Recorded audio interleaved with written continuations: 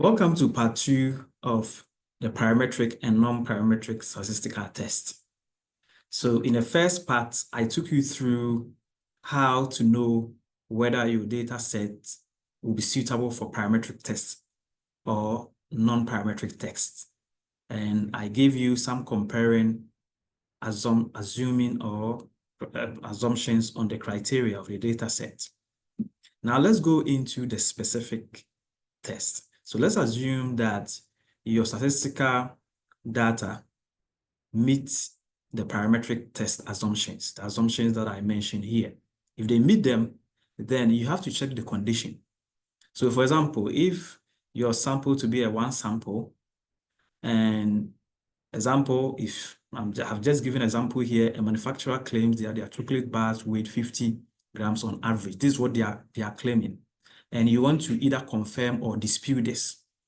Then if your data set meets the parametric data set assumptions, then it's better you conduct a one sample t-test. But if they don't meet, then it is good you conduct a Wilcoxon sign rank test. Now let's look at a situation where you have independent two groups. So the independent two groups, example, you are trying to look at the living standards in the developed country and developing countries, or perceptions of skilled laborers and unskilled laborers. In that case, with these two independent groups, if your data set meets the parametric assumptions, then it's better you conduct an independent, which is also called the student t-test.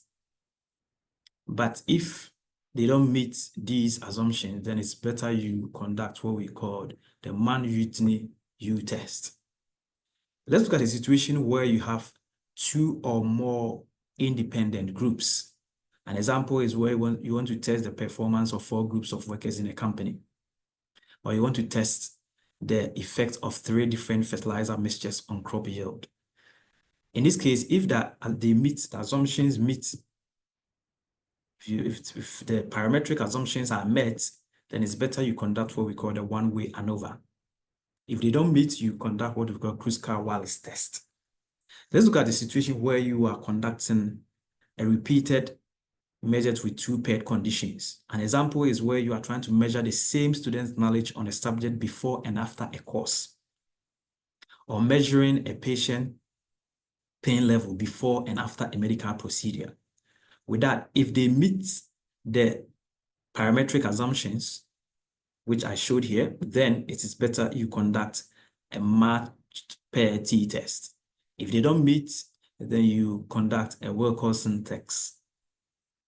Let's look at the situation where you have a repeated measures with more than 2 paired conditions, repeated.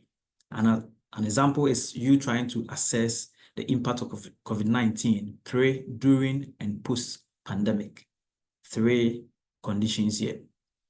And then patients are treated on memory using different colored paper, white, yellow, blue, green, pink, and all that. With that, if they meet the parametric assumptions, then you conduct one-way repeated ANOVA. If they don't meet, you conduct a Friedman's ANOVA. The last has to do with trying to look at the relationships.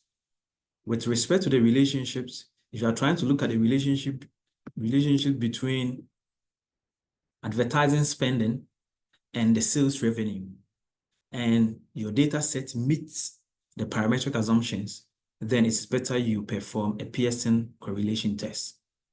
If they don't meet, you perform the Spearman's correlation test under the non-parametric test. So thank you for watching this video. In my subsequent videos, I will take each of these tests, or the parametric tests, I will take each of them and then conduct them in either SPSS or Excel and show you how to go about it. So follow me, stay here with me, and make sure if you have any question, you put it in the chat box, in the comment section. I will reply you, or you can check my bio. My email address is there. You can send me an email. I will assist you. And Keep on watching. You can also share it with your friends. You can share this video and other videos with your friends. Thank you so much. See you another time. Bye-bye.